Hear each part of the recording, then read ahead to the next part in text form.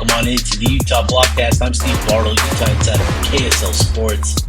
Good to be back with you on a Tuesday. Appreciate everybody for tuning in over the last 48 hours. It's been a lot of fun since Utah's 43-10 victory over UCLA Saturday night. Had a lot of fun breaking that one down. A lot of content. Appreciate everybody for going to KSL Sports, digesting the content, going to YouTube. It's been great. So obviously it helps when the product is fun, and I think that's what we got Saturday night with Utah and their performance against the Bruins. So on today's episode, this is Tuesday, which means we're going to break down what Coach Whittingham had to share at his press conference on Monday. So this is our In Whitt's Words episode, and excited to dive into just a couple things. Now, with this, I think it's really interesting, now that we've got a game and we've got context, to break some of this down and to go through some of what he had to share in his presser and all that sort of stuff. So let's start with, I think, the most important thing to highlight beginning today is Coach Whittingham's comments on Rob McBride, who is going to be inducted into Utah's Ring of Honor this Saturday. It's a significant one for Utah. Rob McBride was a tremendous icon, a tremendous figure in the history of Utah football. I blanked to find a word that properly described what he means to Utah football. So let me get to Whittingham here, and we'll go ahead. We'll watch this. Coach Mack was responsible for the resurgence of Utah football. Did a phenomenal job recruiting. Got really good players into the program. Masterful recruiter. If you just say what is Coach Mack's strength, it's recruiting. And in college, that's the most important aspect of your job. So you can say he was the best at what was the most important. He had a great rapport with his players. Players loved him. Passionate coach. Loves the game. Still coaches to this day. I believe he's still working with kids in the community and helping out where he can. So he's continuing to be effective. But he really put Utah football back on the map, like I said.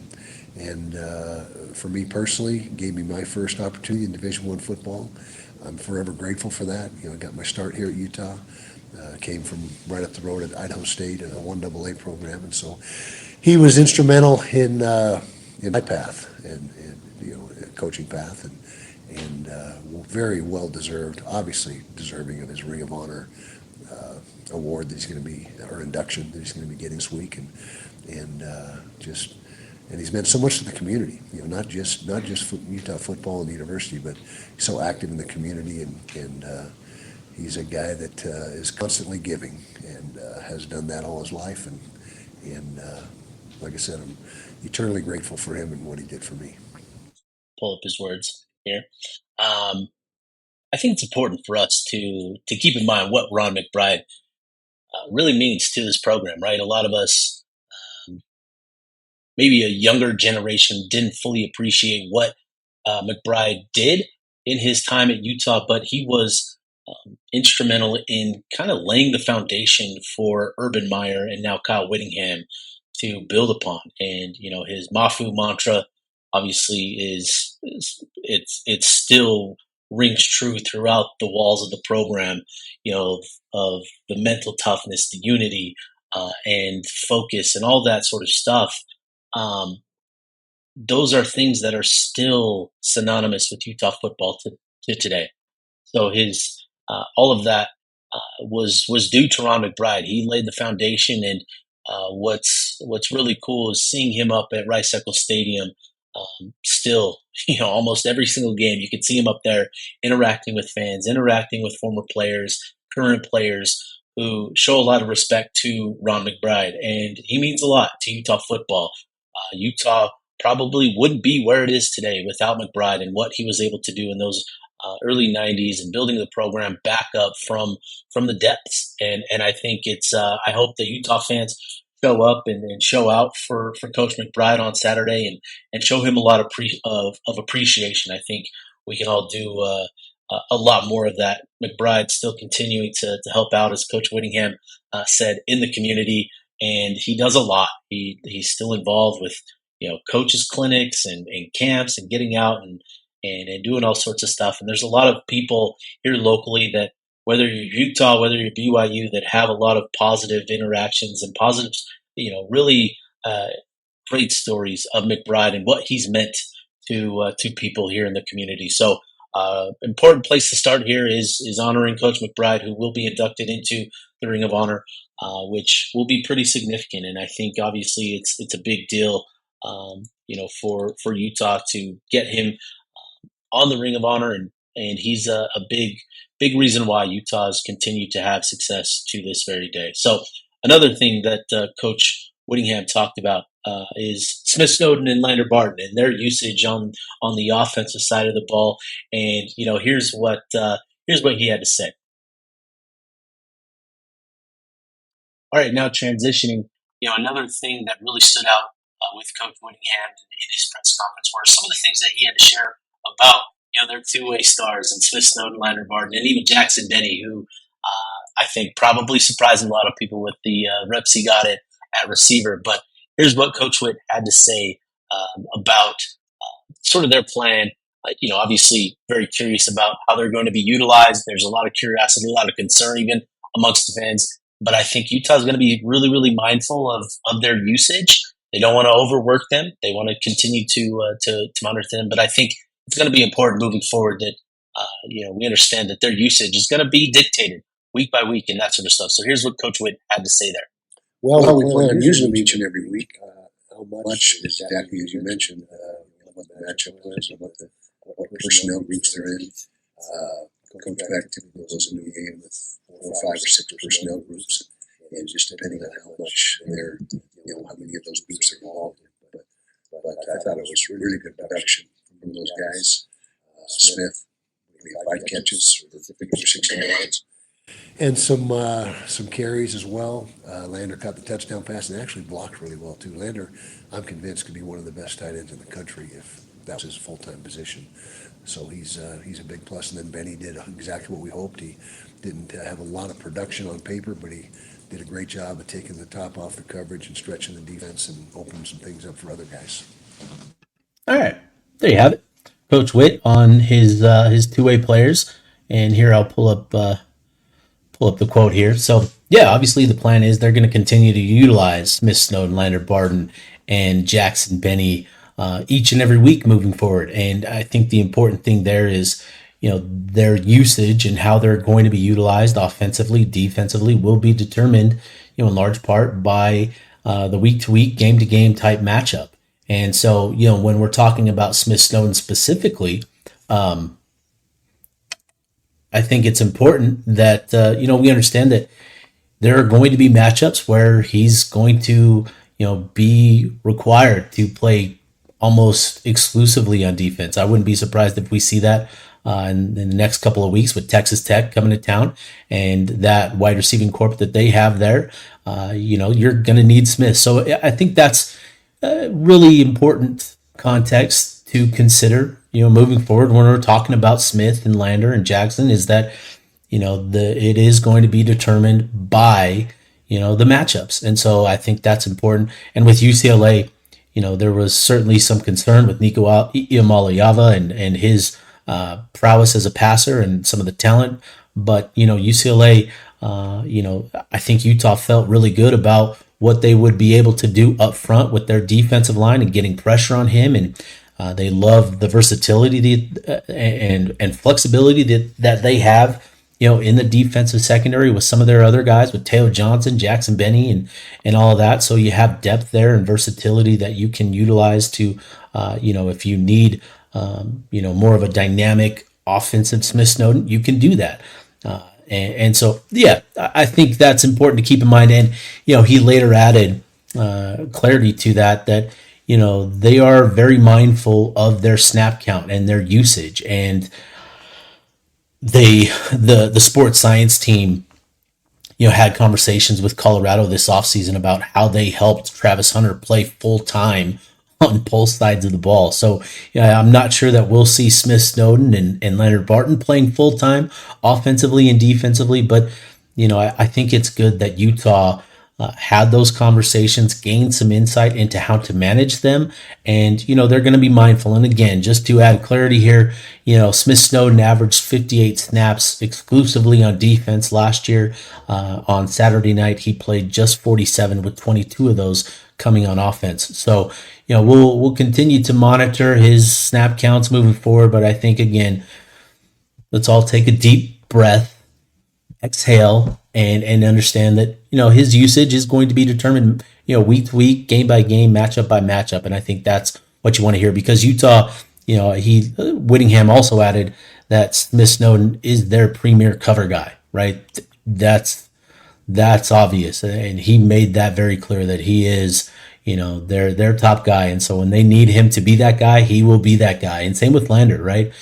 He talked about him being, if he fully committed to tight end, that he could be one of the best, but he's a linebacker and he has to play a really important role on that defensive side of the ball. So I think it's really encouraging. I think Utah is going to be really wise with how they use them, and I think it's going to be a lot of fun to see how exactly they use them on a week-to-week basis. So next big one, and I'm not going to go to the video, I'm just going to quote it here.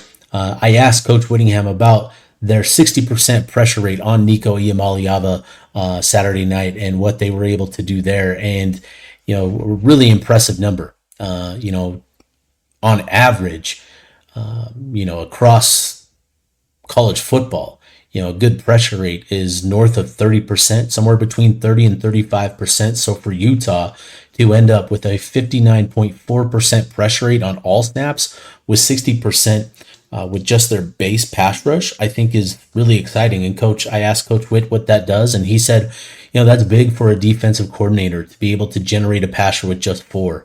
It opens up all kinds of coverage combinations, coverage opportunities when you're able to drop 7 into coverage. And so I think that's really significant. Pressure with 4 is it's a big deal for Utah. And a player that I want to highlight here, we came into the season talking a lot about Logan Fano stepping up and emerging as the premier pass rusher for Utah this season. And I think we saw that, right? He got the early sack, another tackle for loss. We saw what we wanted and needed to see from Logan. Obviously, he left the game a little bit with an injury of some sort, but he came back, continued to play. He looked totally fine. And yet John Henry Daly, I think, is the guy that really surprised. If you're looking for a surprise performance, from Saturday night, outside of Smith Snowden and his usage on offense, I think John Henry Daly is the guy. Ended up with 2 sacks, 7 total pressures. And what was really interesting, diving into some of the numbers in the post game, was he had a 57% win rate in true pass situations. So that's a really significant number. I looked back at Jonah Ellis in 2023 because we all remember how dynamite he was off the edge that season. He ended up with a 29% win rate that year in true pass situations. So obviously going to be incredibly difficult to maintain that sort of number, but to have that, a 57% win rate, which means he's beating the guy across from him almost 60% of the time, that's huge. To have that with Logan Fano and some of the other depth that some of the other options that Utah has at that defensive end spot with Cash Dillon and Lance Holtzclaw, who we saw register a tackle for loss. I think that's really, really encouraging. So overall, I think there's a lot to be encouraged by with what we saw from UCLA. And as Coach Whitt always does, he made sure to emphasize the point that we're not overlooking, Utah is not overlooking Cal Poly. They are going to come prepared for that contest, and I think that's going to be really interesting to see what the crowd looks like, how the offense performs. There's all of a sudden a lot of excitement for seeing Utah football play against Cal Poly Saturday afternoon. I think there's a lot of excitement, and Devin Dampier also shared that excitement that he's excited to see the crowd Saturday afternoon and to see what they're all about as well. So I hope Utah fans show up, show out, show up early, and have fun. But yeah, just a quick little Tuesday episode running through some of Whitt's words from his press conference on Monday and adding some context there. I think, again, with Coach Mack being inducted into the Ring of Honor, with Smith, Snowden, Lander, Barton, Jackson, Benny, their two-way usage. I think those are all things that we're really interested in. And then obviously the pass rush with Utah and getting that 60% pass rush pressure on Nico Iamaleava. Some really encouraging signs for Utah, and accordingly, they ended up being ranked, cracking the top 25 in the AP poll, ending up 25th in the new AP poll, which just came out just a little bit ago. They are the newest member of the top 25. They've got Texas Tech, Iowa State, and Arizona State among other Big 12 members in the AP top 25. So obviously, I think there was a lot of intrigue into seeing where Utah would end up in the new top 25 this week, given their dominating performance and a lot of the talk around Utah football this weekend from national media members. Surprised, certainly, to see Utah come in at only just 25, especially considering some of the chaos we saw elsewhere throughout college football. But look, one game, 1 week, and Utah knows that this isn't anything, and we should know that this is nothing, right? This means nothing. The AP poll is just a nice thing to have. It's a nice talking point. It means nothing, right? So who cares in at the end of it? But it's just another talking point and all of that. So we'll keep it moving forward, and excited for tomorrow's Utah Blockcast episode. I welcomed Cam Meller of PFSN, which is a data analytical sports site, which is a lot of fun. We dove into some of the numbers from UCLA's from Utah. Knocking off UCLA, and I think there's some really exciting numbers, some really encouraging numbers, and Cam shared his thoughts on obviously the Utah offensive line and Devin Dampier and his performance. So looking forward to that episode tomorrow. That'll drop tomorrow, Wednesday, and then also just a quick reminder, we are going live Wednesday evening as well to just kind of run through some things, preview the weekend and all that sort of stuff. And so, yeah, that's what we've got coming up here on the Utah Blockcast. Appreciate everybody again for tuning in, showing support. It's been a lot of fun, and looking for the fun to continue this season.